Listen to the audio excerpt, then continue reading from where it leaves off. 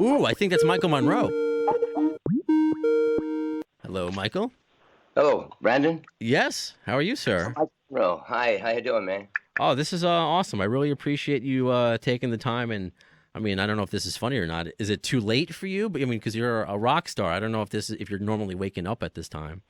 Oh, I don't fit any of the stereotypes of a rock star. I make my own rules.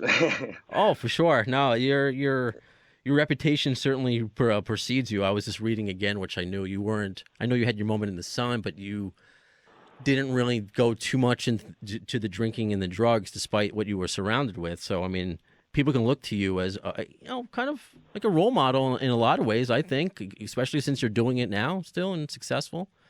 Yeah, well, especially because I'm doing it now and successful. Yeah, and yeah, sure. But of course, I had my demons. Back in the day, I had to go. I was my own kinds of things I had to go through. But really, to me, there's nothing worse than the cliche, boring old sex, drugs, and rock and roll and party hardy kind of, that Hollywood, back in the 80s, with that big hairdos and the posing and all that. It's just, I just really don't want to be associated with that because I think those guys most of those bands gave gave a bad name to real rockers. I hear you. So before we go forward, and when I want to have like a different conversation, I don't want to hear about the drug, sex, and rock and roll. Actually, Michael, on the phone with us also right now is a writer friend of ours who's won some awards, and we were just talking about his name Artavana, who's calling from California, and Okay. we were just talking about what Axl just tweeted concerning GNR music at Trump rallies. So we use Guns N' Roses as a jumping off point to have a cool conversation and to talk to cool people like yourself. Oh, that's cool. Okay? I don't know anything about this this Trump thing, and I Oh, don't. well, he Axl. It was asked in some of the Guns N' Roses forums, like because Axl and Del James, they've been very vocal about how anti-Trump they are, but some fans have heard "Sweet Child of Mine" used at rallies and wondering why. Because the Rolling Stones put in a cease and desist, and some other bands have. Why GNR hasn't? So Axl, we were just talking about it, but just to paraphrase, saying that we don't want it used, but some of the venues have a certain loophole with a license, and just basically saying we are against Trump and Trump supporters. Just want you to know the stance on the band. So Art and I were talking about, should Axl talk about this? Do we like when musicians are political? So I mean, if you have any thoughts, I don't know how things are. Your political climate is over there. You calling Oh, from? you know what? I have a saying, uh, and it goes: politics and rock don't mix, Mm, because politicians are, only interested in they only act based on their self-interest. They get paid, a lot of money. You get a high salary, and they're afraid of losing their jobs. They don't really care. They just want their positions, and they want to, for the wrong reasons, and that's why nothing ever changes, and nothing ever will. Musicians can make the change if they really, get together and make things happen because they really care. I mean, the Live Aid thing with Bob Geldof, he proved it.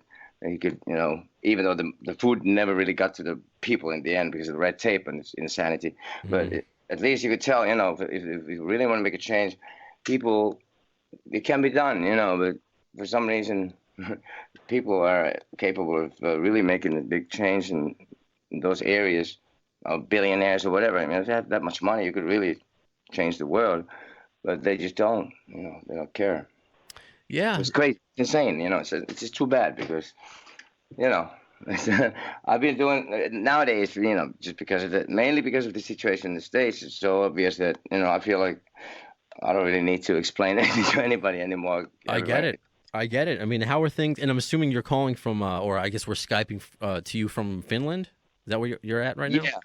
Yeah, in Finland, yeah. Yeah, I was born in Finland, in Helsinki, and I grew up here till I was 17. And yeah, so, Was I there? mean, What's the political climate there? I mean, you obviously don't have to go super deep into it. It's not this isn't a news channel, but is it something that's you're not accustomed to? Like, are Americans more political in their music and in their arts and their movies than other places in the world? no, I think it's like the rock and roll was always about, to me, it was about shaking up the establishment and exposing all the liars and the system. Like the punk thing was a good kick in the ass because when that came, that's what rock and roll to me was about, being an individual, being free, and Sure. also writing songs, writing lyrics that kind of that means something, that maybe raise questions, and something constructive without being too preachy. But I have to have something more than some kind of meaning in my lyrics in order to be able to sing it with conviction. I had to have something to say, and it wouldn't be like whining and moaning and complaining about the political climate. I mean, politics is so much, superficial. I mean, pretension, and it's not really. It's not my thing. That's why I'm not a politician. I'm a rocker. I tell the truth in my lyrics. That's the main point. Like Right on. And I think that's why you've lasted so long, and you still have such a rabid fan base. Towards the end of our conversation, I was sent in a lot of questions to ask you, and I think just as much of any other guest that I've had, it was more like, wow, I love Michael. Like, it just, a lot of people were excited to hear from you. that's nice. Yeah. So Cool. then where did this Michael Monroe? I mean, I know literally where you came from, Finland, but where did this this vision of just to be an individual come from in Finland? Like, what kind of kid were you? I got to tell you, in Helsinki, it was exceptional. In the late '70s, there was a thing that all of a sudden, when I was going to high school, there was like this. We call them James Dean kids. There's like a total, fashion of, in a way of, everybody looked like Happy Days and American Video. So it's like a cross between skinheads and teddy boys, and we call them the James Dean kids. And even guys in my class, they would like cut their hair like that, and they look like they're just exactly like their parents would like them to look, and they thought they were young rebels. And I was just, are you kidding me? This is crazy. And all of a sudden, and they were beating up people, anybody who looked even a little bit different. Some poor old hippie guy with his hair down his shoulders, and there were gangs of them. They would beat people up, and really they even people got killed and stuff. But it was insane. I thought it was like it was so complete. I mean, almost every kid was just like just the same. So it was very clear, easy for me. I mean, walking down the railway station in Helsinki and weekends, anybody looking like me and wearing makeup even, I had my hair dyed blonde on top and black on the bottom. It was all the way down to my waist, and wearing, electric blue PVC pants. And me and Andy walked through the railway station. Andy was actually with Hanoi Rocks when we started the band, and we left Finland. But when we were still here, we didn't care. We walked through the railway station, and these kids would just look at us because Andy had a drape jacket, cooler than any of their gear. He had a bright red drape jacket with leopard lapels, and his hairdo was kind of like a 50s type of, even though it had many colors in it. But and he was wearing creepers. We took influences from everything, the 50s, 60s, whatever. But, whatever looked cool. So they couldn't categorize us. So I think they were just like, huh? That's not a hippie. It's not a punk. What is it? Well, these people are kind of like, caveman mentality. So, anyways, to me, it was an easy decision to, leave this country, first of all, because of the atmosphere back then. We moved to Stockholm when we started Hanoi Rocks, and we were on the streets for the first half a year, homeless. But I was happy because I could make a living being a singer in a rock band. That's all I ever wanted. I said, so I don't need it. I don't even need a roof over my head. I can get by. Me, Nasty, and Sammy, we were, the first 6 months we were on the streets in Stockholm, but then at least we could be free, and we got by however we could. But I mean, it's a shame the rehearsal place we had. Our original drummer had a rehearsal place at a subway station, a little outside of Stockholm Central, and it was like a fallout shelter, and you couldn't stay there overnight. There was a guard that always came to make sure that nobody's sleeping there, and otherwise we would have lived there. But well, some nights we hid behind the speakers, and when the guy was gone, we played all night, and then we found out it was like where the platform, where the trains go on the subway. There was a big metal door, and you go down even further down underground. It's like a fallout shelter. It was a cool place to rehearse. And Hey, yeah, Michael. so Yeah, it's we crazy. at homeless. I started out with nothing, and I still got most of it left, right?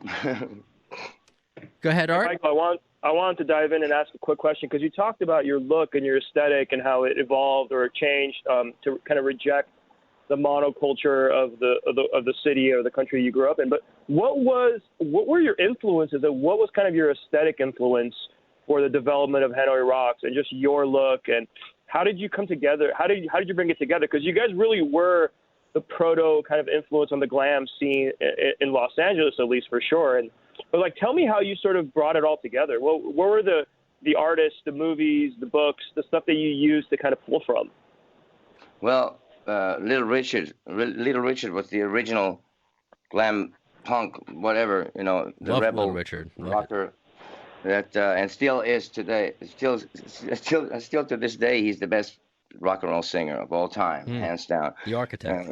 But that, yeah, the architect, the emancipator, whatever, right? He's fantastic, and he was just, imagine in the '50s, a guy looking like that, being black and being gay and being rebellious and free, wild and free. And the system didn't like it. They're trying to shut him down and try to force feed Pat Boone and put down people's throats. But the kids knew the real deal. In Finland, it was great. It was growing up here as a kid. First of all, my parents, my family was. My grandfather was a cello player, a professional musician, classical music. So I grew up on classical music. My mother made me start taking piano lessons when I was about 5, and then and my grandfather's father was an oboe player, also a classical musician, who was actually friends with John Sibelius, the Finnish composer. And then, so and my mom's musical, but she plays piano from the notes, but she never. Her father told her, my grandfather said that, get a real job, and then you can play as much as you like. Well, I didn't obey that rule, but still, I got into when I saw Black Sabbath live in Paris on TV in 1970, and I, wow, what is this? And then I saw. I mean, what was great here was like at the record stores, there were no fashions or trends or anything like that back then, which is great. They just ordered a little bit of every style of music, so I heard a lot of blues, reggae, funk. I mean, me and Andy would walk down go down the street with a lot of secondhand stores, and we saw this album cover was The Undisputed Truth, funk from the early '70s.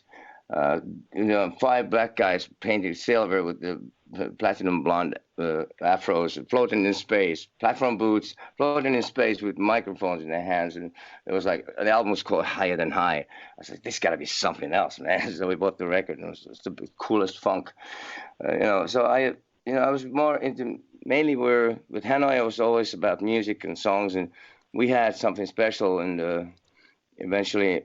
I mean, me and Andy we started the band, and Nasty and Sammy came along, and but me and Nasty and Sammy had that special bond because we grew up in the streets.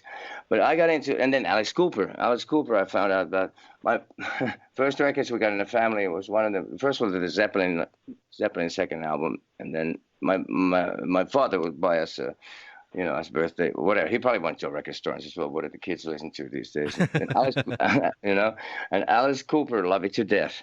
That was like, that band was so cool. I was like, wow, this guy's really the guy that your parents wouldn't want you to go and see, It was like, at the time, anyways, in America too, it was kind of like, they thought it was crazy. And Chicken Killer or whatever, chopping up babies, whatever, Right. rumors and stuff. But I mean, we liked all kinds of music, and then discovered bands like, well, before the punk thing, there were Matta Hoople, the Faces, and one of my favorite punk bands is the Damned and the Rots. They made only 2 albums. They were fantastic. First album with The Crack is like, outstanding. Unfortunately, the singer died. AC/DC with Bon Scott, the first album. Long Way to the Top and all, that stuff was like, aha, that's a rock and roll singer. That's what I'm going to be. Yeah. What did you, being in Europe, what did you think about the Sex Pistols? Because you were kind of probably, 10 or 11 years old when the Sex Pistols were making their early kind of noise in the UK. What did you think about them? Or were they part of your scene? Did you know about them? Yeah.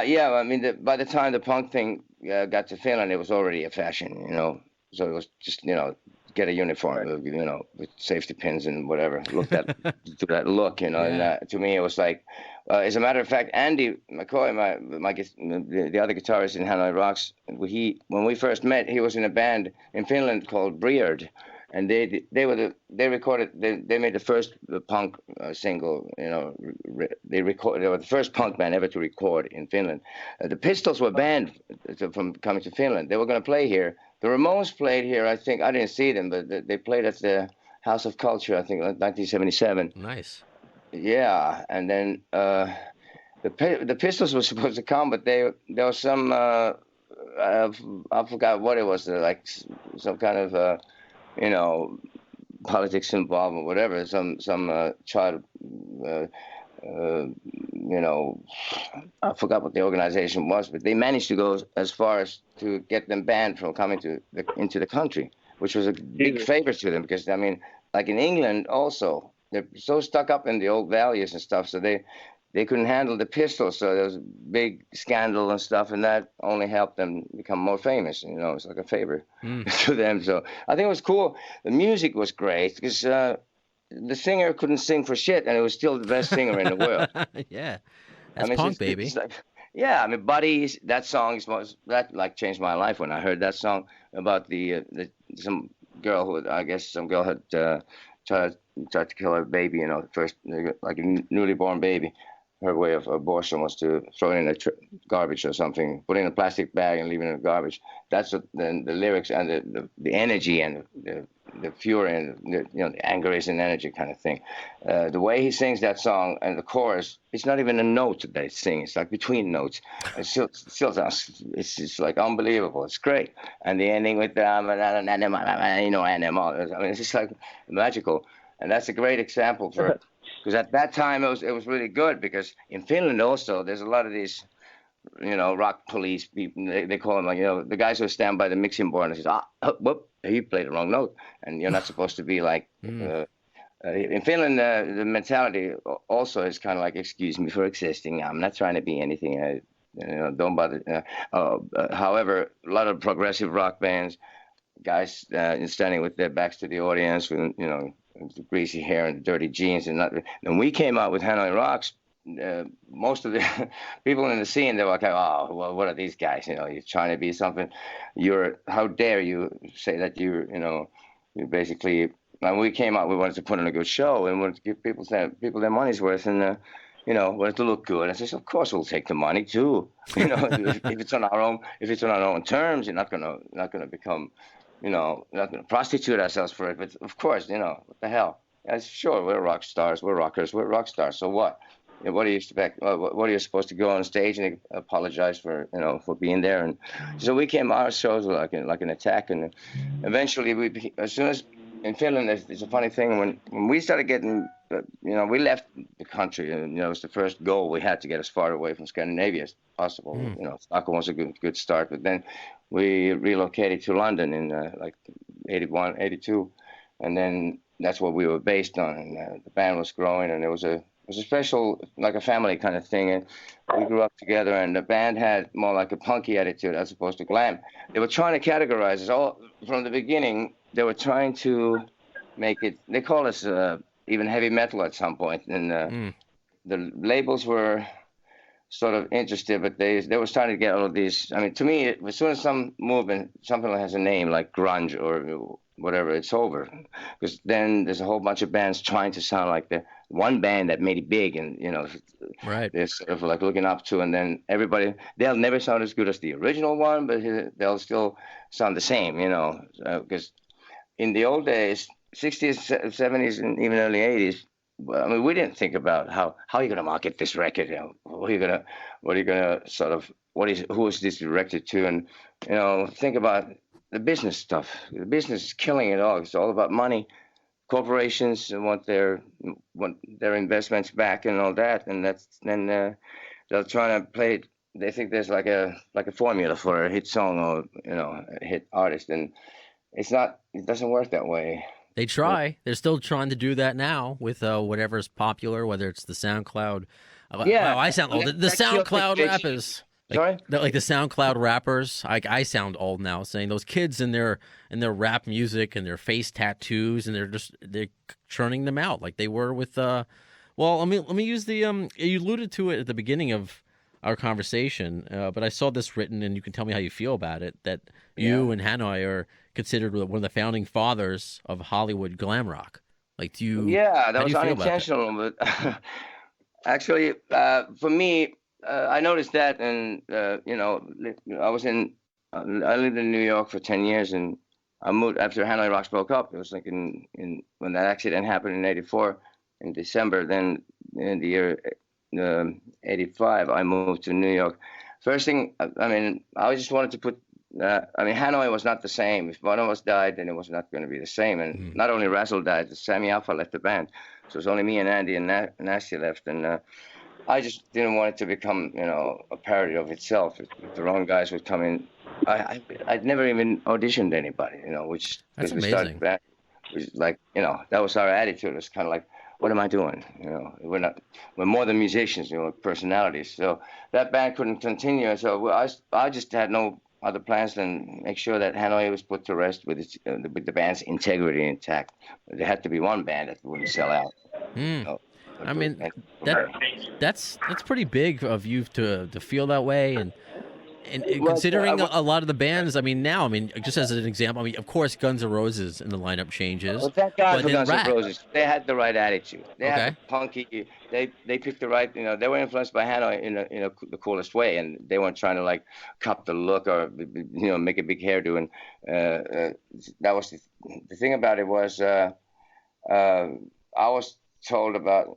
I mean, I know what they're talking about, but so most of those bands missed the point. They went for the look of the big hairdo. I never wanted the big hairdo. I just wanted a little wavy. My hair was so boring and straight, so I started backcombing so it would be a little bit wavier. And now then sometimes when I hadn't cut it, it was kind of like pretty big, like Johnny Thunders in the cover of the New York Dolls album.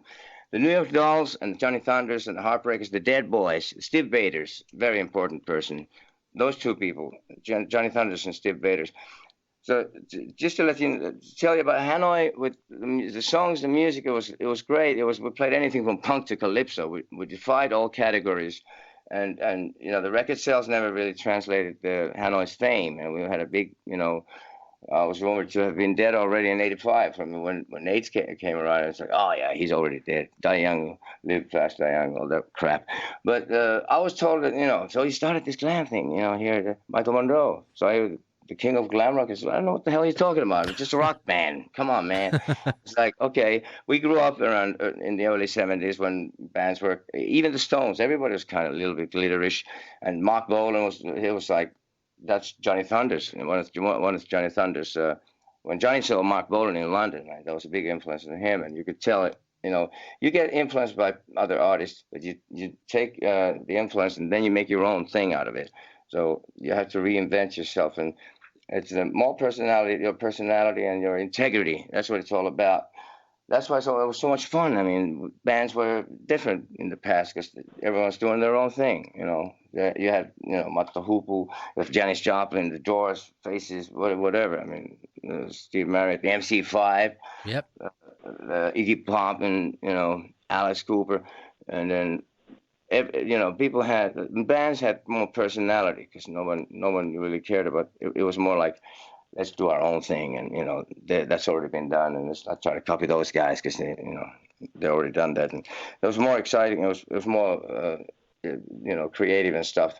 So then when we got into the business, the '90s.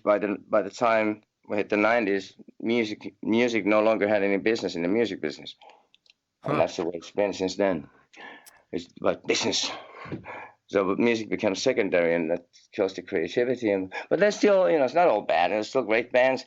I'm so glad the Foo Fighters are as big as they are because they're a great example of a authentic, real, honest rock and roll, and no phoniness. And I tell you a story about the LA hair metal. This hair metal thing is actually somebody wrote in some magazine once that it's funny. There's new resurgence of glam rock is has started happening in Hollywood, and it started by a band who doesn't even play glam rock; they play rock and roll. But I just moved to New York City in 1986. So the first thing I did when I started my solo thing, the only friend I had, first of all, was Steve Baders. I moved in with him eventually. I was taking care of his cat when he was on tour, and then Okay. we became the best of friends. And in London, the summer 1985, I lived with Steve, and Steve was sort of saying like, you want to go solo now, right? I don't know, I have no plans. I don't know, I can't write, I can't do anything. I used to be able to write, and then he says, oh, sure you can. He just like reminded me of things like, oh yeah, actually, yeah, I do have some ideas, and then he was just we were best of friends, and eventually I moved in with him, and it was so cool. And Little Steven Van Zandt, Little Steven, and the Disciples of Soul, Voice of America. That album came out then also around early. It was 81, 82 or something. 80. We saw them live too in London, and Little Steven wanted to produce Div. Steve knew what a big fan of. I mean, that was the thing I wanted. To me, starting my solo career, I really came onto my own as a songwriter, and I needed to have songs with a meaning, like with Steve, the Lords of Any Church at the time. That was after the Dead Boys. When Steve moved to London, he started the Lords of Any Church, and the first album, had that line in the credits saying, "The truth is the sword of us all," and open your eyes. That song. Video games, turning the kids for war, army chic and high fashion store, law and order, under a job, prisons filled by the rich still rob. That was like the punk thing, like Bob Dylan, like anybody who Bob Dylan made Donovan look like a wuss, because his lyrics were like more like the truth, in your face, and not this poetry, kind of how can I charm this girl kind of stuff. And I was not into. Well, basically, when I was at a club in New York, like I started saying, I just moved in there, and I went to see Mason Ruffner, this great guitar player from New Orleans, R&B. Well, what used to be called R&B anyway. So this guy comes up to me and introduces himself. He says, Michael Monroe, right? Hi, my name is Rick Browdy. Rick Browdy. I wanted to apologize to you about Poison. I was like, what? What did you put something in my drink, man? Or what? What are you talking about? Oh, no, Michael, no. The band Poison, I produced their first album, and when you guys your drummer get killed and you guys broke up, then we took your thing and made millions, sold millions of records. I said, excuse me, what? Is that what you were trying to do? Oh, man, you didn't even come close. Don't worry about it, man. You missed the point completely, man. It's just like, my sleep is untroubled. I wish you the same. Good, nice to meet you. So, I mean, that he felt guilty, because it was phony. To me, I mean, phony rock and roll is a crime in my books, but it's just like, people do their own thing. They became such a big band that people think, okay, that must be rock and roll because they sell millions of records. That's another point. Millions and millions of fans can be wrong, and very often are, because most of my favorite bands have never been like mainstream, because most people don't feel so passionate about rock and roll or music in general. They just like to have it come in one ear, go out the other. But musicians like us, to me, it's like it's my life, and I really, that much seriously I do take it. It's not about the Hollywood kind of. I mean, I went to Hollywood for the first time. I was like, "Oh, these people for real?" I was just like Bubble City, man. I just couldn't believe it. And it was just very, to me as a Finnish person, I mean, they think it's normal to, spend a night with some, stranger, some groupie, and then never see them again. And I could never imagine. I've never been with a groupie in my whole life. I could not imagine spending an intimate night with somebody completely stranger who might have my baby, and it's like they thought it was just a normal thing to do. Really? Yeah, I mean, when Razzle died, I tell you, I'm not going to mention names so people know who it is, but somebody from another band suggested I get laid. He's got a list of numbers. These chicks can, they come and do whatever you want. Says, get laid. That'll solve everything. My best friend just died the night before. I said, oh, what? Are you serious?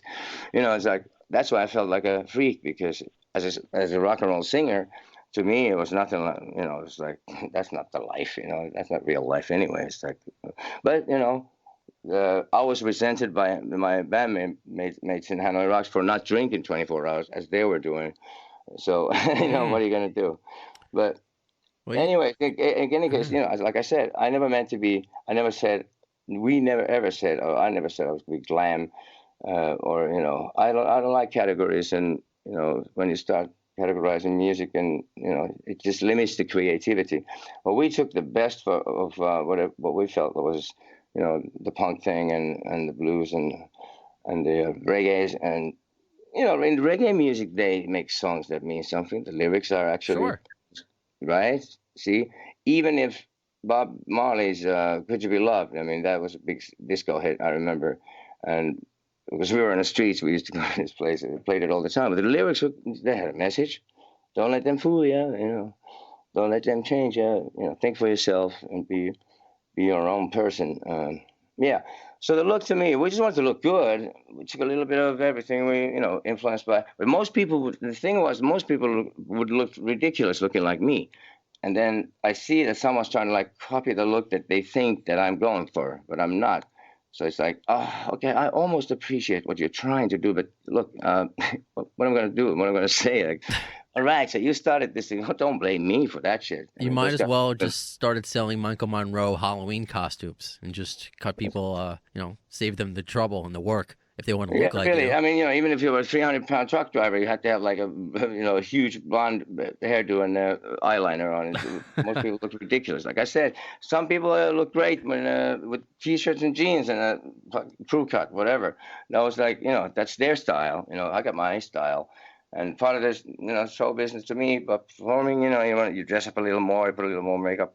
But I always dress up like this, and I wear makeup every day. It's just for myself. It's not like it's not like I get off stage and put on a jogging suit or something. I don't feel the need to do that. I feel comfortable with tight jeans. I like to feel my pants are on in other places too. Well, it sounds like, and we could start off and with fan questions, and this is going to tie into a question that Art had, but I want to start out with just the precursor because I like how this fan questioned it, and maybe somebody you identified with when you moved to the Strip, and you're like, who are these people? This is from at Garrett Smith, Texas, on Twitter. Insert obligatory Izzy Stradlin question. So I know, Art, you had a specific question about Izzy Stradlin. What about Izzy? Yeah, I mean, for me, having researched the band a lot, it seems, at least from GNR, the one guy who took most of his influence from Hanoi Rocks, or at least the aesthetic and the attitude and the music, was Izzy. And he really kind of sprinkled that into GNR, which I think was really the difference maker for GNR when it came to the early sort of, them laying down the groundwork of who they were. Did you ever get a chance to talk to Izzy about like his idea and how he's influenced by you and how that influenced GNR? Well, I think he was one of the strongest songwriters in the band too. He was definitely, I guess he was the biggest Hanoi fan. I mean, Axel told me he used to tell Axel, do your hair like Michael Monroe and whatever. But then Axel, however, had his own style. All of them had their own kind of personalities and their look, and they're a little bit rougher than Hanoi, and the music was a bit more heavier Aerosmith heavy, than what Hanoi did. Hanoi was more like whatever it was rock and roll, but lighter kind of rock and roll, not as heavy rockish. But their style, they had the attitude and the sound of the first album. I think was with the drummer especially. He was pushing it like there was a chemistry there that was unlike anything else, because it wasn't like, I mean, God bless Matt Sorum and all the other drummers who play perfectly in time. But I had the original drummer. He had there was a chemistry there. It was like with Hanoi, Razzle and Sammy, they weren't the tightest rhythm section, but when they would speed up sometimes and slow down. We didn't even have click tracks back then. Some songs like slowly speed up towards the end, and then it's the kind of thing that you can feel, but you don't really like know what it is. But it's a good thing, perfectly flawed. So at least as long as they sped up together, and not, in their own time. So then I would say Guns N' Roses had they had other influences too, obviously, and they were really had their own unique kind of style. And Nazareth came to mind when I first heard Axl, and that's why we became friends. Right.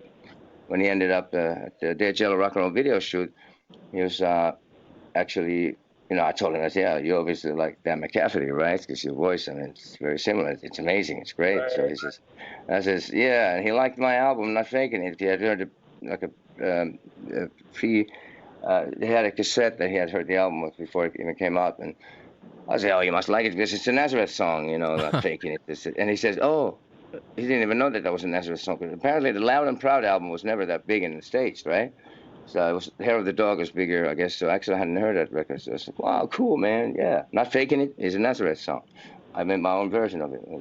But however, they have their own thing. Unlike some others who are trying to. I mean, that's the thing. Like, if you're trying to be something like what someone else is doing, it's like you're lost already there. Exactly. That's why they seemed like the only other band that you could identify with. Maybe they were credited with things they never really tried to be credited with, like you. So, it's interesting your relationship with specific members in that band. But, I think it's funny when you mentioned, Izzy's like to Axel, look more like Michael. So that leads me to another fan question. This is from But that was in very early stages, Oh, sure. When he had the hair teased. Yeah.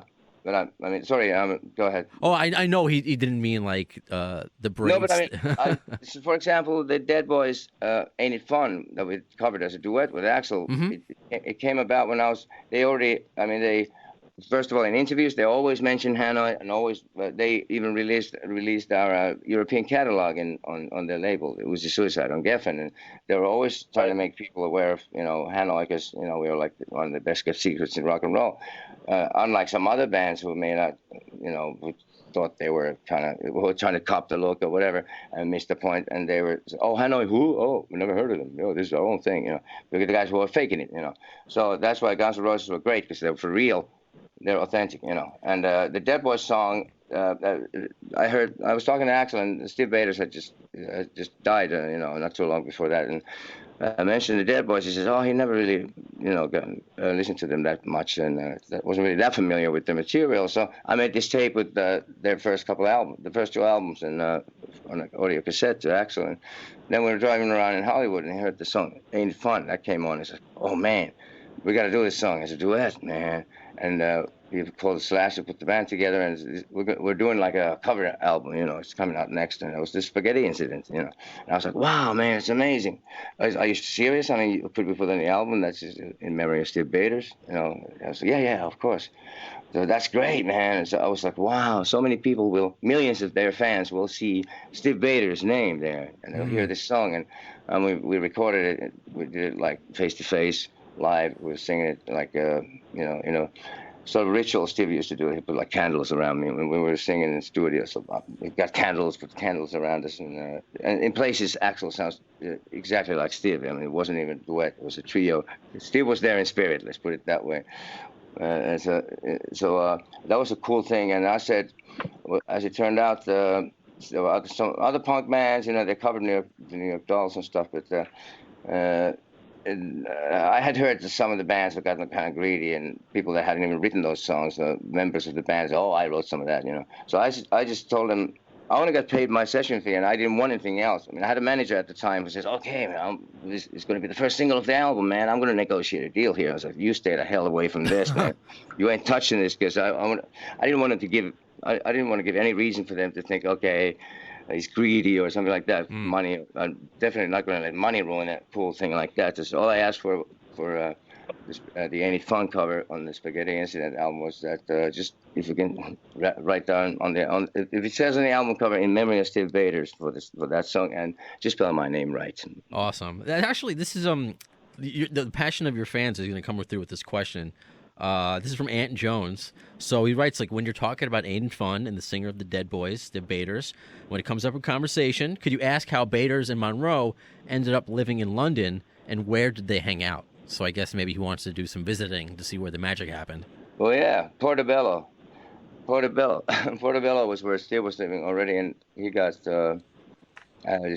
was in a place called the Codrington Mews, and this place was really, it wasn't that it was in the backyard. It was there was something weird about that place. It was like haunted or something. But the next apartment here was great, and I moved in. It was on top floor, Arundel Gardens. I think it was number 31 or something. You go to the top floor. We had the rooftop, and there was a park behind the building, and that's where I ended up living with him. His wife moved out, and moved in. Took off with Andy McCoy, and I moved in with Steve, and it's just like this drama. Steve was making jokes about. I mean, I had that same woman had been involved a couple of years earlier. It was like one of the. I had been also involved with her. So Steve says, we're good friends, have lots of interests in Hanoi rock. We swap guitars, we swap clothes, we swap wives, no problem whatsoever. Anyway, so I moved in with. I was taking care of Steve's cat, Ziggy, when Steve was on the road, and then I was there so much that we figured we might as well just move in and then we'll split the rent, and there's two of us, and it was a great time. And then Johnny Thunders, not too long before Johnny Thunders had, his girlfriend in Sweden had like the girlfriend's family. I think they kicked him out of the apartment or something for one reason or another. I don't know. Get this guy out of my apartment. Get out of here. So he came in there. Fucking kick me out. I got no place to go. So, hey, you got to stay here, right? So living with Johnny Thunders and Steve Baders.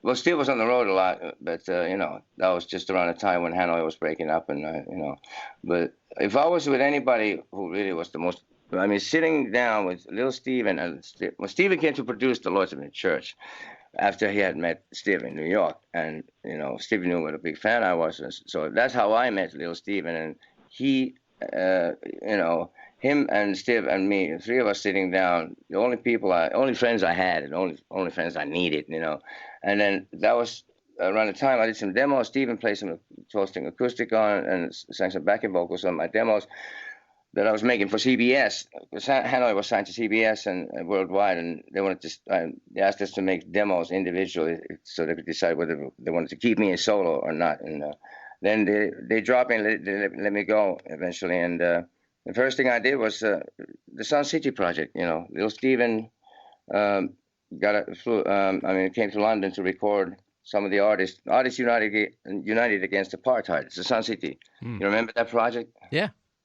Yeah, so it's like to make people, bands and artists aware of the situation there, that, even though they would pay a huge amount of money to a lot of artists, they would just, then you'd be supporting their racist government. And, Mandela was in jail still at the time. And so I was so proud of it, proud to be part of that. And Steven flew me and Steve for the video to New York. It was shot in Washington Square Park. And the premiere of the video was shown at the United Nations building. And, Jesse Jackson was there. It was a big thing, all the coolest and biggest names in music, rock, from Miles Davis to Bruce Springsteen to Keith Richards and Ronnie Wood and Bono and, Pete Townsend and Ringo Starr and Run DMC and, Grandmaster Flash. So it was a huge amount of people. Peter Wolf, Bob Dylan. Everybody cool was in that project, and it was and the message was clear. So that's what I was like, yeah, that's my kind of thing. And when we were making a video in New York City, I decided, what I'm going to do is I'm going to move to New York and, make a new start and, start my solo career there. So little Steven and Steve Baders, they were the people that were really the most important. Steve was a really smart, very wise, and sweetheart.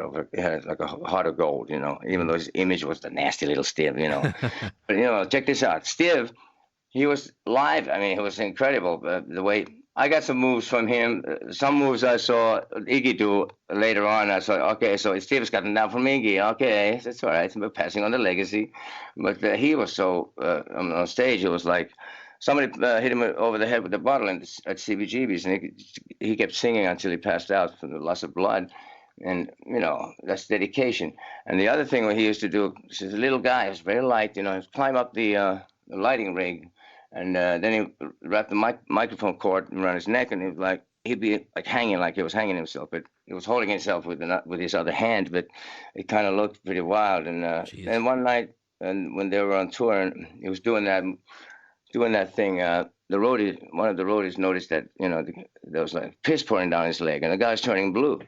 and he actually died on stage. He was clinically dead for quite a while, and but they revived him. They brought him back to life, but he actually did die on stage physically. So how do you top that? Is that the ultimate? Yeah, I don't think you can. And actually, this is another Dead Boy related question, of course, relating to Gene Arno as well. This is from Connie Pat. It's a little long, but he kind of wants to. I think there's some cool points and things he wants to get across. When the spaghetti incident came out, it had liner notes with the words "Do yourself a favor and go check out and go out and find the originals." And he did Exactly. and he did just that.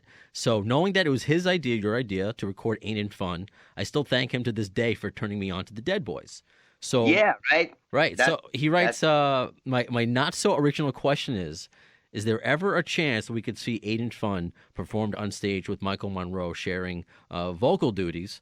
A little bit more after that before you answer. I know people like me who would put their house on mortgage to finally see this 5 minutes of music. P.S. A shout out to his brother Beatty, who does an acoustic version of Hanoi Rock's Dead by Christmas, and that has brought everyone to tears for the past 15 plus years. Thanks for the music, Sensei. Also, it would be nice if you mentioned that there's a crowd in Greece that would kill to see him live. So I know a lot there, but any chance, I guess the big question, that you would ever join GNR on stage to do Ain't It Fun? Well, that would have been cool back then already, but well, actually, as a matter of fact, there was a show with me when I was at the Ritz, Uptown Ritz in New York City, and Guns N' Roses played, and Cheetah Chrome was with me. I was in the audience with Cheetah Chrome, the guitar player from the Dead Boys. So we were ready, but we were not invited. But we were never talked about it. It's never been discussed. Actually, it would be super cool, of course. I mean, that would be the ultimate. That would be brilliant. I'd like to see that 5 minutes happen too. But Okay. it's not in my hands. To decide. I mean, if you'd asked me, if you said that. Guns N' Roses and Axl would like to do that. I'm there. No question about it. It's not up to me really though. But I got to tell you, what a cool thing Axl did by putting out those. Saying that do yourself a favor, find out the original bands and songs. That is like so it's a heroic deed. That's like so noble of him and so important to keep the rock and roll legacy alive. Check out the real deal, the real bands, and all this. Iggy, from Mark Bolan to Iggy Pop. It's like all these cool songs and bands that nobody will know about unless if they didn't cover those songs. Then not people don't hear about that stuff anymore because it's always the last couple of months of the past year of. Whatever was like the most popular, and I used to laugh at the MTV, the 100 best songs of all time, and it'd be the past 6 months, whatever's been like like they say, oh yeah, rock and roll, cool man, yeah, keeping up the legacy. They call themselves music TV. Then they should be it should be their responsibility to make sure to educate people about where music comes from, and so that's why what Axl was doing. To me, that's like God's work, Yeah, So, a lot of people do. You'll see bands, especially rock bands now. I'm thinking of Bad Wolves covering Zombie and Five Finger Death Punch. What was their big cover? Oh, Bad Company. And I just feel like they just do the cover, and I mean, maybe different with Zombie because she had just passed, Dolores. But I feel, or in other genres, pop music, if they sample a song, they don't give credit to where it came from. It's like they just, hey, this is my song. And they just kind of take credit, even though they might borrow parts. So you don't. So you're right. It is pretty cool for Axl to just not only, hey, these are our versions of it. Check out, what it used to be, like what inspired us to do these songs. But yes, because we spent a lot of. He's pure in himself. I'm sorry. I'm just saying that because he is not. He doesn't have to worry about. He's on a solid ground because he's got his own thing. So people who would be less, self-sufficient and less strong as personalities, they might be worried about turning people on to their influences because they're too dependent on them. See what I'm saying? So Axl, that's also why it's so cool of him to say that. And cover versions also, doing them, it's sort of, well, I mean, you like to add something of your own to redoing a version of a song, and that's why Ain't It Fun, I think it was, still its own kind of version compared to the original version, Mm-hmm. And like the Nazareth, actually, speaking of Nazareth, they were like the masters of cover songs. This Flight Tonight, Johnny Mitchell. Have you heard the original one compared to what Nazareth did with it? You can't even recognize it almost. I The will have to lyrics. check that This out. Flight Tonight. Check it out, man. This Flight Tonight, Johnny Mitchell original version, then the Nazareth version, and I mean, Love Hurts also the vocal, and it's just like so chilling. It's incredible. But it's for me. I did a lot. I've covered the Dead Boys at least 4 or 5 times or something, and the Stiff songs, and it's passing on the legacy and the education, and they're great songs, and they're fun to do too, man. Oh, absolutely. But we spent a lot of time on there. We're talking about Ain't It Fun and the spaghetti incident, but your relationship with Guns N' Roses preceded that. So this is a question from Ken Begora. Curious how Hanoi Rock's de-releases ended up on Uzi's Suicide, and was it ever discussed that Welcome to the Jungle was also a lyric in their song Underwater World? Yeah, that was Underwater World. Yeah, it's a Hanoi Rock song, and it's Welcome to the Ocean, Welcome to the Sea, Welcome to the Jungle, deep inside of me. Well, I mean, that's also like paying. It's like a homage to Hanoi, homage, because I think it's not like that's a great tie-in. I was talking to Axel. I mean, Axel talked about it once. I think he mentioned that they had that line in a song. I don't think they like necessarily want like, yeah, let's take that song. It's just it's a connection between Hanoi and Guns N' Roses, and it's cool. But he said that. At first, he wasn't sure, but then he saw that line written on the walls, graffiti that said "Welcome to the Jungle" in New York or something, and then he thought, "Okay, it's public domain." so he had his conscience was saying he wanted to make sure that he doesn't, reach against himself, so to speak. But I mean that line, tell you something. I think that was one of the songs that. Underwater World, yeah, because we had Ian Hunter, Matahupu, Ian Hunter is to me is like is heroic. He's like Bob Dylan. He's really important. One of the greatest songwriters of all time, and he was as Bob Ezrin. We were recording the Hanoi Rocks Tuesday from the Move album, and Bob Ezrin knew that we were big fans of Ian and Matahupu. Actually, we asked Ian to produce Back to Mystery City album, but then he turned it down at the time. So then over and watched the bass player and the drummer, Buffin, Dale Griffin, they produced the Hannah's Mystery City album. But Ian wrote some lyrics for us for the song I Can't Get It, Boulevard of Broken Dreams, and Underwater World. So now I can't remember who actually wrote that line. You never know. It might not be Andy. Maybe it was Ian Hunter who wrote that. So all these years, I can't remember. Really, I can't tell. But he wrote. He was so inspired. He said, "Oh, he'll get back to us in a week." And then he went back home and he wrote these great lyrics for 3 songs we needed some help with, and he came through and like the same night. The next day he says, "Okay, I got him." I was like, "All right, it's cool, yeah." But there are some lines that Andy already had. Some of the lyrics are they're written between Andy and Ian and maybe by Bob Ezrin. But it's cool. It's I don't know whoever wrote that line. I borrowed some lines from mostly from bands that I admire and respect for.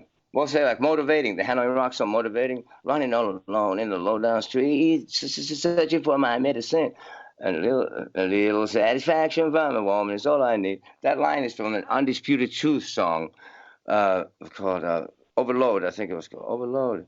I'm running low on love, just fetching my medicine. And a little satisfaction from a woman is all I need. It's like rapping those lines. Some reason I just put them in the song there. That's like paying homage to my inspirations, and some lines you do on purpose, some not. When Steve Baders died, I wrote a song called Dead Time Stories, which has the lyrics. The lyrics have about 15 song titles from Steve's career, as his solo career, the Dead Boys, the Lost in the Church. You can find him within the lyrics. There's, I've hidden, like so now it starts off by saying, so now you left me too. Ain't it fun? Ain't nothing to do. Partners in Crime, So Damn Dead and Alive. You were so ready anytime. Last year, couldn't make up your mind. Now you're gone. It's cold outside. So it's like, oh, ain't it fun? Ain't nothing to do. Those are two Dead Boys songs. Partners in Crime was Lots of the New Church song. So Damn Dead and Alive, that was the Dead Boys. You Were So Ready Anytime. Ready Anytime is on his solo album, Disconnected. Last year is one song on the same album. Couldn't Make Up Your Mind. There's a song called Make Up Your Mind on the album. Now You're Gone and It's Cold Outside was an old cover that Steve did, where I heard it first. And, so that, and Dreams and Desires, was once again, Lords, that concept was what Steve used in a song called, and the first Lords of the New Church album had a song called Little Boys Play with Dolls, and it was like it was a tribute to the New York Dolls, and the lyrics have a lot of their song titles, and so I was using that concept, it was saying like, yeah, the Babylon kids were just out there looking for a kiss, and hey, trash boy, what you doing? Where you going? What you doing? What's the matter with you? The Little Boys Play with Dolls, so that was, and there's a line that says in the Dead Time Stories song, it says, it's too late to repair the harm. And there was a line in the Little Boys Play with Dolls where it says, hey, lonely, don't you stop me talking about no dirty arm. Hey, trash boy, it's too late to repair the harm. So that line was a tie-in to my song, to the Little Boys Play with Dolls song from, Dead Time Stories. In my mind, that one line meant that. It was just little details like that. Yeah, those cute, those tie-ins, and I think fans really get a kick out of it. And before, if you notice what, sorry, that's all right. Before, I know Art has a question, but I don't know if you ask me the question. It's all right. No, before we get to that, the other part of the fan question was, how did the Hanoi Rocks de-releases end up on Uzi's Suicide? Well, that was Guns N' Roses. Axl and the guys, they wanted to, because they loved Hanoi so much, they wanted to make people aware of Hanoi Rocks, and they just released the whole catalog. Just like that? Yeah, just like that. It was their idea. They did it. We just worked, all right, cool. They were on Geffen, and then they started their own label. It was Suicide, and they wanted to release the European albums, the first 4 albums, Bangkok Shock, Saigon Shakes, Oriental Beat, Back to Mystery City, and then Self-Destruction Blues was the third album, so to speak. Even though that one record wasn't an actual, it was just a compilation of B-sides and outtakes and stuff that the record company guy released as an album. So we figured, okay, hey, look, we got a third album. I guess so. Yeah. Well, hey. Anyways, so they put out the European catalog on their own. They just wanted to expand Hanoi's fame, make people more aware of Hanoi Rocks, which is so cool of them. I always talked so nicely, so highly. They spoke about Hanoi,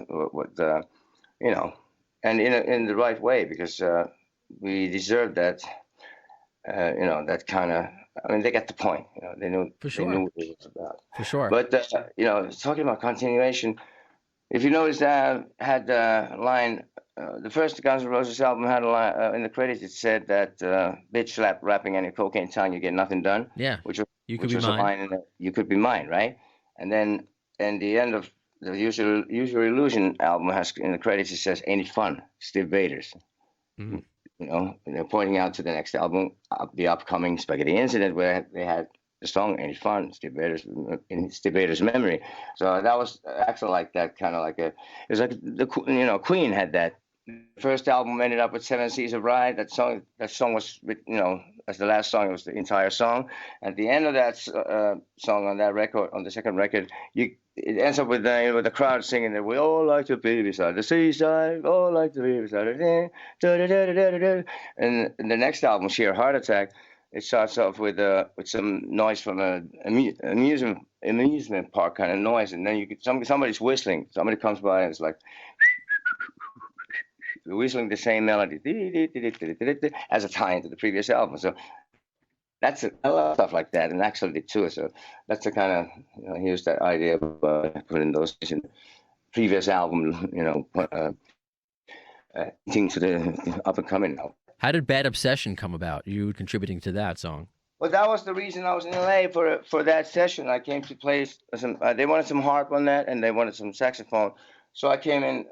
I came to LA for for that for a week or whatever, 5 days maybe or something like that. I came to play the sax and harp on that song, "The Bad Obsession," which was on the Usual Illusion 1, 6th track, I think it was. So that's what I was there to do mainly. And then it was just happened. It just so happened that we decided to do Ain't It Fun while I was still there, because when Axel heard that song, he said, "Wow, this needs to be on that compilation where they're doing cover songs." That and that's how that happened. So that's why I was there. Bad Obsession. They had a harp riff, and they sent me the song beforehand. And actually, it was Slash was very much the musical kind of director as far as the backing track and the music goes.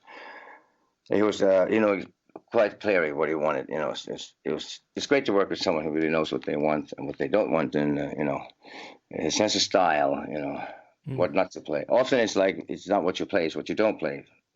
Michael, I wanted to just quickly before we talked a lot about your influence on, like, obviously GNR and the glam metal scene, and how it was kind of appropriated by really shitty bands like Poison or, in my opinion, Motley Crue. But hey, I won't let you don't have to comment on that. But my question more is, I have tickets to see Bohemian Rhapsody tonight, and it got me thinking about today's rock and roll and today's bands. And you had an interview, I think, a few years ago, probably a decade ago, or maybe even more, where you talked about, how you lived on the streets and how that sort of became a part of your music and your lyrics and how it influenced you guys, and having nothing to lose was such a quality that made rock and roll bands, have more emotional honesty or have a better sound or even have a better attitude. Today it seems lost completely. I think all the bands today are either trust fund babies or, people who just came up in the industry. They don't seem like they're struggling. I don't see bands struggling the way they used to, and I think that they've lost a little bit of grit. How do you feel about today's music and rock and roll and sort of the lack of, that attitude that you guys had because you lived on the streets? Well, I'm just glad I'm not starting out as a musician now in this day and age. I'm so glad I've seen what I've seen, and the way I grew up, like you said. I mean, that it was a good school, school of life, whatever. But these days, nobody has a clue, man. And, I don't know where to start. Just forget it. Well, a good example could be like how a lot of people copied your sound and your look. People are saying that now about Greta Van Fleet, taking that from Zeppelin. So, maybe the formula... Yeah, it's typical. Yeah, then they recycle the same thing that's already been done. And it's not, unless they're adding something new to it, then, I think it's pointless and really redundant. And, well, I think it's just the music sounds like what the business is and has been. That's what we've come to this point from. It's easy to see why, because the motivation is wrong for most people in the business, and that's why, like I was saying, that's why music sounds so boring these days. Everyone sounds the same, and it's just they don't even. Rap music was great, and from the beginning it started out with the Grand Flat Furious Live message. They had something to say, actually, and you better have something to say if you're just going to talk over a drum beat, right? Mm-hmm. So, but I wanted that to be in music too. But I like melodies. However, the metal bands that are just like making noise and just like growling, that's no melody either. So I don't like that either. So musically, I don't think we've gotten much better from. I'd rather listen to almost any record from like the early 70s, like Little Feat, ZZ Top. You listen to those records, nothing. I don't think anything these days, no matter how much the technology has progressed and whatever, it's still in your fingers. It's not your guitar or the machines, but quite the opposite. The machines can only just like take the life out of it. Just keep it simple and you play from the heart. These guys play from the wallet. Tell. One point, Michael, that you made earlier in the interview that I thought was very interesting. I think you're an exception probably to the rule in the sense that you weren't sleeping with groupies. You weren't sort of dominating women backstage all day, every day. It wasn't your prerogative the way sort of like when maybe it was for Gene Stanley or anybody else in that scene. But how do you feel? I think you Who's mean Gene? Oh, Gene sorry. Simmons and Gene Paul Simmons. Stanley. Oh, Sorry, I just mixed them up. My bad. Nice. Okay, I was thinking the same thing. Okay, I got it. Yeah. Go Yeah, ahead. Gene Simmons. Yeah, but like so. Yeah, sorry about that. But what I Yeah, no, what I- don't be. That was funny. I was listening to a podcast yesterday about Freudian slips and Elvis, and sort of about Elvis, and that's kind of I just had a Freudian slip. But what I want to know is, what do you think about? So I feel like today's music is, at least rock and roll, is rejecting. I think since Nirvana really has been rejecting wholesale masculinity and sort of the maleness of rock and roll. How did you, when you were like in the middle of that, and you were seeing all these bands who were sort of, even Zeppelin, who were sort of very extremely male-centric or strong or masculine sort of music, and even in the glam metal scene, how did you feel about it then? Did you kind of see it, because you weren't obviously engaging in a lot of those activities? Did you see it as something that was weird or bad or awful, or did you see it? No. It's just what people were doing that in general, and I just was not into it, and I was just happy if I was left alone and nobody. No, I didn't need some sleazy groupie on my back. I'd rather just And you know what they say when they come backstage and you're not interested, they say, "Oh, they must be gay. They're faggots, aren't they?" Yeah. I said, yeah, okay, yeah, we're gay. And I start like kissing with me up. Okay, get it. I would like to be alone. Could you please leave us be? Thank you. Let them think we're gay as long as they leave us alone. But Hanoi was more into drugs than girls. That was the other thing. I noticed there was a band with girls, a lot of sort of, double bub bimbos, like I used to say, and then a lot of big tits and all that, and Hanoi was not. I guess we were more into like the drugs than that kind of thing. That sleaze. But you know what beats me still today? What is sleaze rock? People say, so playing sleaze rock. I'm not a sleazy kind of guy. What the hell is sleaze rock? It's supposed to be cool to be sleazy. Who wants to be a sleazeball? Nobody. What is that about? Yeah, that's a fair Sleaze rock. that's a fair thought, and this ties into what Art was just talking about. And I guess I want to see the Queen movie as well. This is a question from Michaela. If there ever were to be a Hanoi Rocks movie, who would you like to play you? I wouldn't like to have a Hanoi Rocks movie. I'd like to have a great documentary about Hanoi Rocks. Okay. Any movie that has actors, it's just corny. It's bound to be. There's not one movie that's not silly. It's going to be interesting what they do with the Dirt, but I mean, you didn't like the Doors or any sort of music. The Doors, I totally hated that. I thought it was totally ridiculous. I mean, it wasn't even funny. I got mad when I saw parts of that. I was like, oh, come on, wow, man. Okay. That guy acting Jim Morrison, nobody can be Jim Morrison except Jim. I think it's just like, I think a great rock and roll movie is like, for example, The Who, The Kids Are All Right. That's a great rock and roll movie. Or Spinal Tap. Spinal Tap. What? Spinal Tap. Spinal Tap is fantastic. Thank God that came out, because then the bands or artists who's try to say, oh, it's not really like that, it's not really true. They're the ones. They're the joke's on them, because they're exactly like that. Thank God for that movie. That was so brilliant. When I saw that, I was like, oh, there's a God. Thank you. It's so fucking. I mean, it's in our daily lives, still to this day. You go back, okay, yeah, that's Spinal Tap. Oh yeah, the girlfriend manager, whatever. It's like, oh man, it was just one of the greatest things. And the sense of humor, you gotta have. It's not like so serious, It's just the way they did that. It was just perfect. I loved it. So great comic relief, and that's why if you feel corny, it's like these guys with some bands acting is kind of. All of a sudden, it's almost like the Lord of, the devil from hell and whatever. I mean, it's cartoonish kind of. I mean, for little kids, school kids, cartoons, and they're fun to a certain point, but it's not real life, and this reality that'll before too long face the brutality, the concrete and steel, or the reality will hit you in the face. So you want to live in the real world, and. That's why those rich rock stars couldn't relate to, when the punk thing came, it was like the best possible thing that could have happened at the time, because they were getting complacent.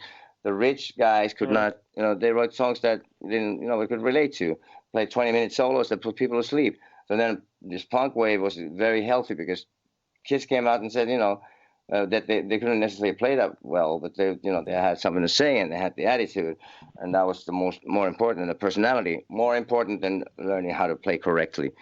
and that's why the Ramones. There was a gig with the Ramones played a gig in was it the Roundhouse or where it was in London when some it's been said that like 3 or 4 of those bands like the Pistols, the Clash, the Damned, and somebody else that came out of that concert and started to play for real. The Clash were hanging around. Johnny Ramone apparently came out after the soundcheck and said, they were trying to get to meet him, and then they got to talk to him, and they said, we got a band too, but we're not ready yet. We're still practicing. And so Johnny says, hey, what are you waiting for, man? Just come out, play. I mean, just come and check out our show. We really suck, but it's great. You don't have to play like so well. Just start doing it right now. Don't wait till you're at a certain level. That was a good, cool thing. But I know, I think it's interesting that you sort of the one thing I didn't want because I have to leave, but the one thing I really want to ask you about, and I want to ask everybody from your generation this question because I think it's very important. In the '90s, in the early '90s at least, you were sort of you're solo. I think you were touring a lot in Europe, and sort of the grunge thing happened in America. And there's an argument that's always been had of who sort of was the catalyst that ended the glam movement. I mean, some people argue with GNR.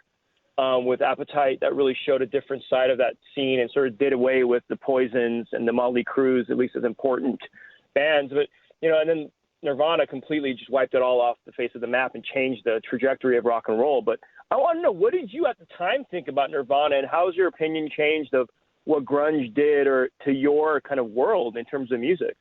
Yeah, but to that extent, in that sense, that Nirvana coming out and showing out of the exposing the phonies and the fakes. I mean, the bands that looked ridiculous after Nirvana came out. Yeah. The phonies were exposed. That was the greatest thing about it. It's like, yeah, that was healthy. Get rid of that. Like Iggy said that he helped wipe out the '60s. His contribution. That was necessary at the time. But then the real bands like Guns N' Roses, guys like that, they stood on their own ground and they're strong enough to last any kind of wave like that. When it comes and goes, only the strongest survive. So the bands who have actually their own thing, and they nobody can call their bluff. Nobody can take away what they have because they got it. So, but to me, people, of course, is as usual. I mean, you're like the one day you're like happening, and the next day you're like yesterday's news. So I would get a lot of questions in the interviews saying like, okay, so Michael, when you see this new young generation coming out with this this grunge thing, do you feel like you're old, like you had it, in the days gone by? Wait a minute, look at these guys. They look older than my grandfather. I mean, they got beards and wearing lumberjack shirts and look filthy, disgusting, and look like they're doing heroin or something, and moving slow on stage. They're not. I mean, I feel younger than ever, man. They're the new generation, man. I feel like I'm 15, man. So to me, But Nirvana was great. There's great stuff, really cool, good songs and stuff. But then too many people started to, then they, start copying. It's like 200,000, B versions of Nirvana. Never going to be as good, but they're trying to do the same thing because they think that's the thing to do. And that's what we were just talking about with Hanoi Rocks and people copying. So it's a cyclical, people just trying to follow a trend, and there's only one, innovator. There's, even you who have been credited being an innovator, you proudly wear your influences on your sleeve. So, I mean, you can have influence, but you just don't be a carbon copy, Yeah, you can't be a carbon copy. Find your own thing, do your own thing, but take your influences where you get them. Like I'm influenced from anywhere, from Little Richard to the Rolling Stones to the Ramones, and people, Steve Baders, Alice Cooper, and Bon Scott, and all these, and blues. Peter Tosh, I like reggae people like Dennis Brown. Peter Tosh was one of my favorites. But all kinds of music, and you make your own thing out of it, and that's your ingredients from anything, and more different the better. That's why it's who was it? Bukowski, one of the I think it was his gravestone, his tombstone said, "Don't try." Was it Bukowski? It was one of the writers. Yeah, it was Bukowski, wasn't it? Check out his gravestone. It says, "Don't try." It was good advice. But it was still, he's trying to be something you're not, then you're not going to last long.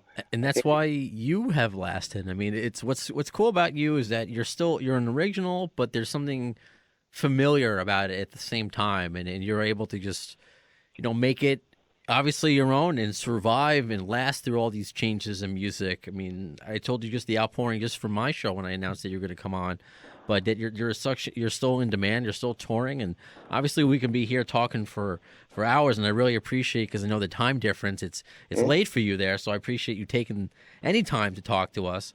But I'll be happy to. I'm happy to. Yeah, But, no, but I'd be remiss if I didn't talk about what's going on with you now, because you just yeah. got back Well, from let me tour. You're going to wrap- go on tour, the MC5 this Yes. weekend. Tell us.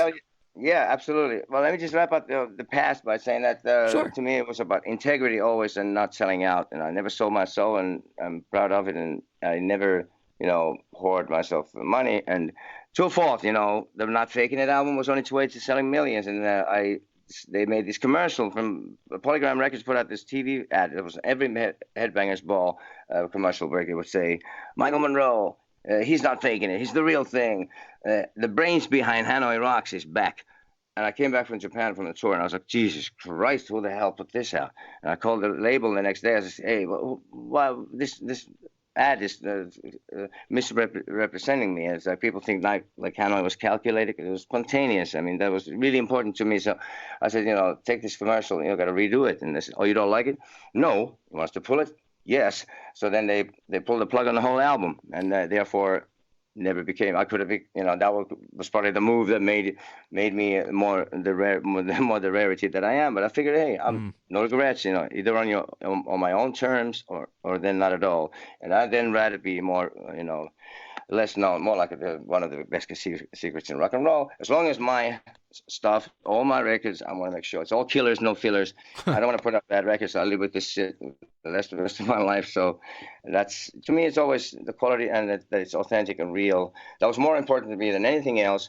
If I became the biggest name and the most famous and richest person in the world and sold my soul, then it wouldn't be worth anything. Which just might as well not be. If I compromise. Hey, Michael, you just said something. Yeah. Sorry, you just said something that I thought about. That was a really important question. I know the fans would love to know, but you did spend some time hosting Headbangers Ball, correct? Yeah, we did with John, my guitar player back then. But I was just getting to today. Yeah, we did. That was fun. We were playing some bits and pieces of songs and whatever. Did a bit of that.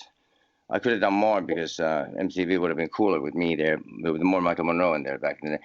They even edited my video, Man with No Eyes. They with all the hypocrisy. I mean, they have like beer commercials and tits and ass all over the place, and then they censored my video, Man with No Eyes, and they ruined the whole solo section. It like the payoff was at the end of it when there's a riot and the guy throws a Molotov cocktail on a soldier who's wearing protective gear. Burning people were not allowed to be shown, and all this whatever rules. But anyways, as I was getting to this day and age, today, starting from 2010, me and Sammy Afak, he's been in my projects like Demolition 23 and 94, and Little Steven produced that album and stuff. So me and Sammy Afak put together this band that I have still to this day. The last 3 albums that I made, 2011, Sensory Overdrive, and then 2013, Horns and Halos, and the latest one, Blackout Stage. Plus, there's a compilation, The Best, Michael Monroe, The Best, which is 2 CDs, and first one's like from 85 to 2003, and then the second CD is there's some new songs too, but the past 3 albums that I made with this band, and most people say that these records I made are some of the best material of my whole career, and that is nice to hear. I mean, that's important to me. So it's nice to know that I'm still creating something new. We're doing something that's still most people. I'd like to think that I'm evolving. We're getting better at what we're doing. That's what we try to do, and and keeping it real and believable and so convincing enough so people get it. This is a great band. I'm telling you. The band is called Michael Monroe as well, but it's kind of ironic because it's really a band situation, and it's a democracy, and everyone can write. Cool. A lot of creative energy in this band. We all write songs, and we choose the best songs for the album. Doesn't matter who writes them, just the best songs. And this is such a strong band. I'll play with this band before or after any band in the world, from Rolling Stones to whoever, you name it, because this is such a cool thing. And so we're playing MC50. Wayne Kramer's doing this celebration tour, right? Mm-hmm. MC50 in London. We're playing in Glasgow and Manchester and London. It's about a week from now. What is it now? We're here. Yeah. I think you start as yes, it's a podcast, but I try to get these out somewhat timely. I think you're starting the Saturday, the 10th, and doing some The dates 10th, next week. yeah. Manchester is the 11th, and then London, Shepherd's Bush Empire, that's on the 12th. And then Yeah. your band is and I will show evidence of people saying it was the best. Your current work is some of the best of your career, and I have a ton of fan questions, but I'll end here.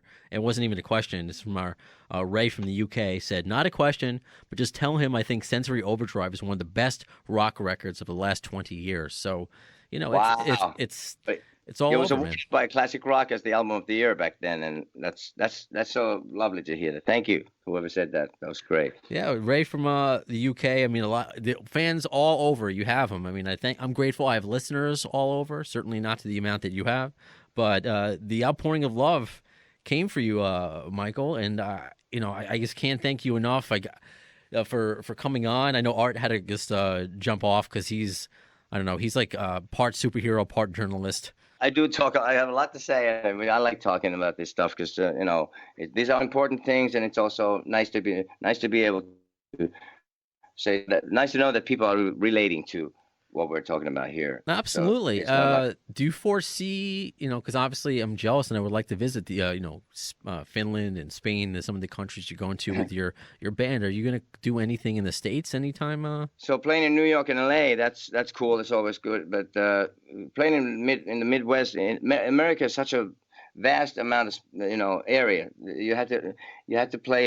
You just got to get on like a stadium act, a support band for a stadium size band and play there for at least 2 years in a row, and then people might notice. But you play to a couple of hundred people a night in somewhere in the middle of in Midwest, and it's going to take you forever. You're never going to no one's going to notice. So all you do is lose money, and you live on a bus and you're miserable, and it's not going to get us anywhere. So I decided let's not go there unless there's something that really makes a difference. It's a waste. Now, unfortunately, these days, even rock bands that are big names, they're having a hard time there. So that's why we kind of laid off. I mean, I love America. I lived in New York City 10 years in Manhattan, Lower East Side, and I rock and roll music in America. I love American rock and roll too. And yeah, so I would love to play there more, but unfortunately, it's just like it's like beating your head against the wall at this point. Well, let's try to start a campaign. Let's try to get Hanoi Rocks to open up for Guns N' Roses their next American tour and have Ain't It Fun be the closer every night, or I guess before Paradise City, because that's never going to change. Yeah, only one correction. Let's have the Michael Monroe band. Michael Monroe open up for Guns N' Roses. Oh, that's what I. That was just a Freudian slip. Michael Monroe band, okay. Of course. Yeah. No, Michael Monroe. I want you to your current band to open up for Guns N' Roses, because that would be amazing. And I've had the same conversations when I interviewed Billy Rowe from Jet Boy and a lot of these other bands that have some sort of old. I would love to see Ernie C and Body Count do some shows with Guns N' Roses. And when I interviewed him, I mean, there's so much history, some great rock and roll that. Because GNR got creative when they, having Lenny Kravitz or Skrillex when they Not in This Lifetime started. I think fans would really get a kick out and appreciate and change things up for their next tour, whatever they may do. So I hope it happens, because I want to see you. I want to not just perform, but I want to just meet you, shake your hand. If you ever want to come down here to your old stomping grounds, I'm in Tribeca at iHeartRadio. Wow. It would be wonderful to meet you, because there's a lot more to talk about. That sounds great. I mean, I live on the Hells Angels block on East 3rd Street between 1st and 2nd Avenue. My debut solo gig in America actually was on their Independence Day block party for 2 days and nights. They closed off the street back then, and there was a stage there, and I put this band together and played there, and then at a Little Stevens show at the old Ritz on 11th Street, Bruce came to sing a duet with Steve and Native American. That was on the Disciples of Soul second album, Freedom and Compromise. So then as I was leaving, there was a couple of the Hells Angels. The vice president of the Hells Angels was with another angel downstairs at the bar, and says, "Hey, Mike, have a drink with us before you go, right?" Okay. So what are you doing here? Oh, I just want to see Bruce when he walks out, because I'm a big fan. So when Bruce came, I introduced him to the vice president of the Hells Angels, and that was after that you can imagine that because I lived across the street. This is all right. Anything you need, just stick your head out the window, man. So that was my neighborhood. It was great. It was the noisiest and the safest block in the city, and New York. I love New York. No matter even if it's changed, it's still like and downtown Tribeca. Oh wow, it's great. Great. I happily will come and see you, and we'll hang out. We'll go out for a coffee or whatever. I love it.